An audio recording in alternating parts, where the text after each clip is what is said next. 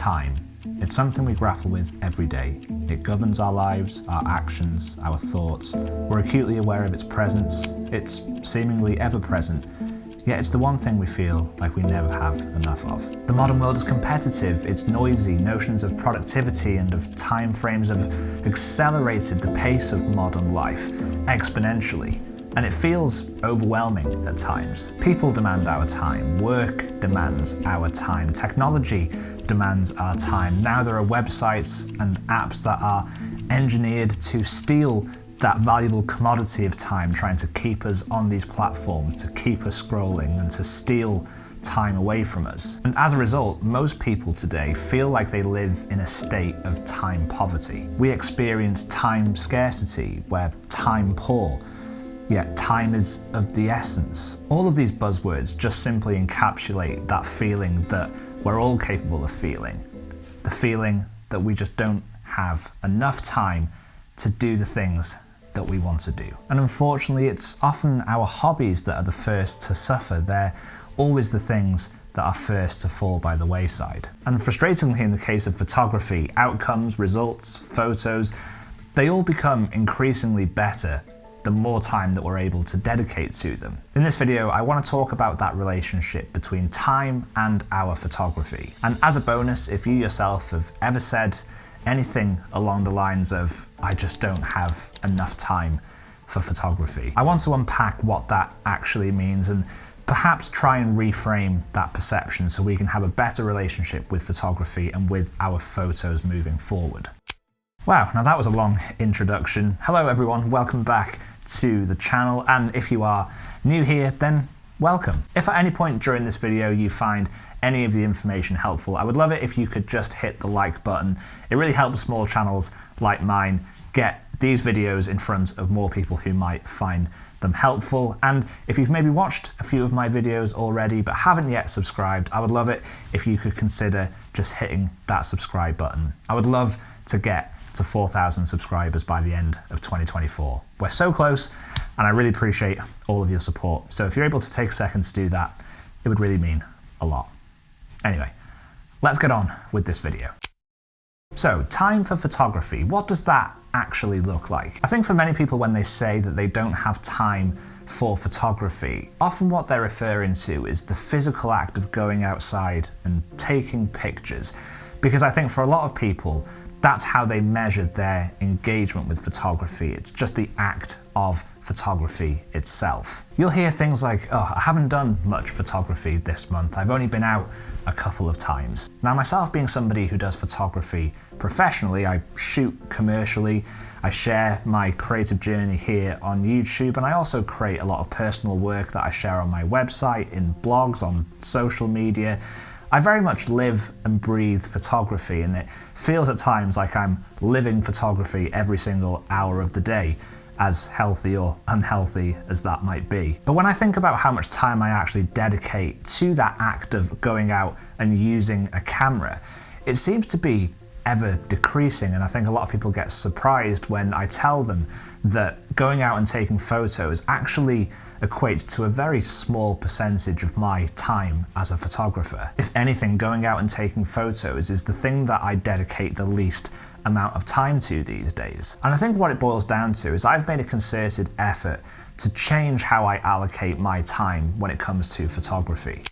Well, my camera ran out of battery, so I thought I would take the opportunity to get slightly more caffeinated. Photography for a lot of people is often very outcome driven. We want to go out to take photos, we then want to go home and edit those photos, perhaps then we want to share those photos on social media. And in my professional work, I'm governed by deadlines. Everything is always about the finished result, the final photo, and the priority for clients is to make the time between taking the photo and delivering the finished photo as short as possible. It's all urgency, it's the modern day content mill. And whether that's habitual or whether it's motivated by our enthusiasm for that particular image or perhaps a subconscious need for validation, whatever it might be, there is definitely an urgency these days for us to do something with our photos.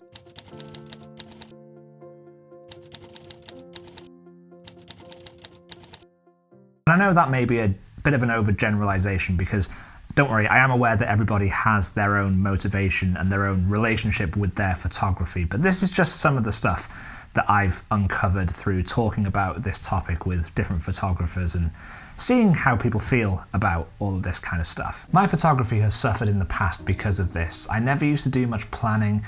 I didn't take the time to get to know my subjects, my locations. I rarely revisited photos and compositions. I didn't give myself the time to connect with anything that I was photographing. I never evaluated how a photo made me feel beyond the superficial of, it's a nice photo. And I was quick to choose the obvious compositions, and I was too quick to edit and share my work. I basically photographed like I was running out of time. This year, I've taken more time to look back and reflect on my portfolio and analyze the photos. And there are so many photos that are compositionally acceptable, they contain perhaps a good subject, conditions are nice, etc., etc. But I don't really feel anything when I look at these photos. I don't feel connected to them. I can't always identify what I was feeling when I was on location shooting these photos.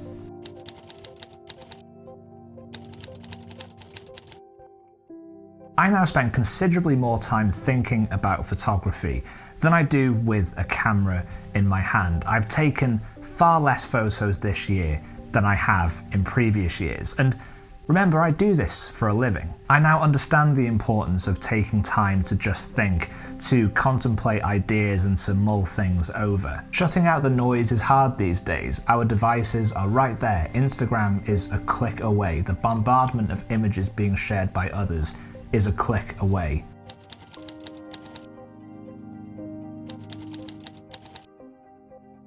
It takes discipline to abstain from those types of distractions, and now I'm really conscious about maximizing my time with my photography. Scrolling on social media doesn't improve my photography. It's also a time vacuum, but thinking about photography, thinking about my photography, thinking about ideas, concepts of projects, taking the time to look inwardly at what I care about and what I want to photograph is something I can do whilst I'm cooking, whilst I'm driving, whilst I'm on a run. It's so much easier to carve out the time to think than it is to carve out the time to go out and do photography. And these are the things that have greatly improved my relationship with my own photos this year. Outside of this weekly YouTube schedule, which I absolutely love, just that ability to stay consistent and to keep me thinking about all of this kind of stuff. But I'm also doing some photography in between, all of these videos, and they're photos that I'm probably not going to see the light of day, and even if they do, it's probably going to be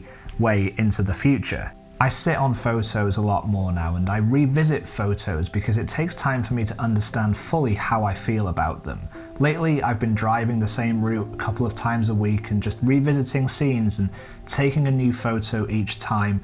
And it's taught me so much. And with each visit, I'm learning more about these subjects, and with each visit, I'm learning more about myself and what I care about, and how the scene in front of me makes me feel. Same goes for editing. I'm slowly compiling versions of photos where the differences between each photo might be quite small, either slightly different framing, slightly different conditions, different lights, and I edit all of them. That is my one rule with this process. But I always make the point to review them every week. So I always go back to the start and I look at each photo again, and every single time I notice something that I want to change. Either the white balance is slightly off, the contrast is maybe slightly too strong, and maybe I need to lift the shadows because there's not enough detail.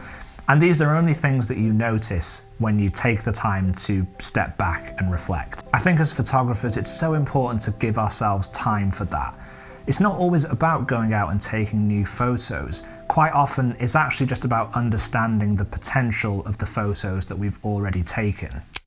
I hope this video has made sense and is valuable. This is something that I think about quite a lot because, especially working for myself and being a freelance photographer, there's nobody telling me how I should be spending my time and what I should be focusing on. So these are the types of things that I'm thinking about all of the time.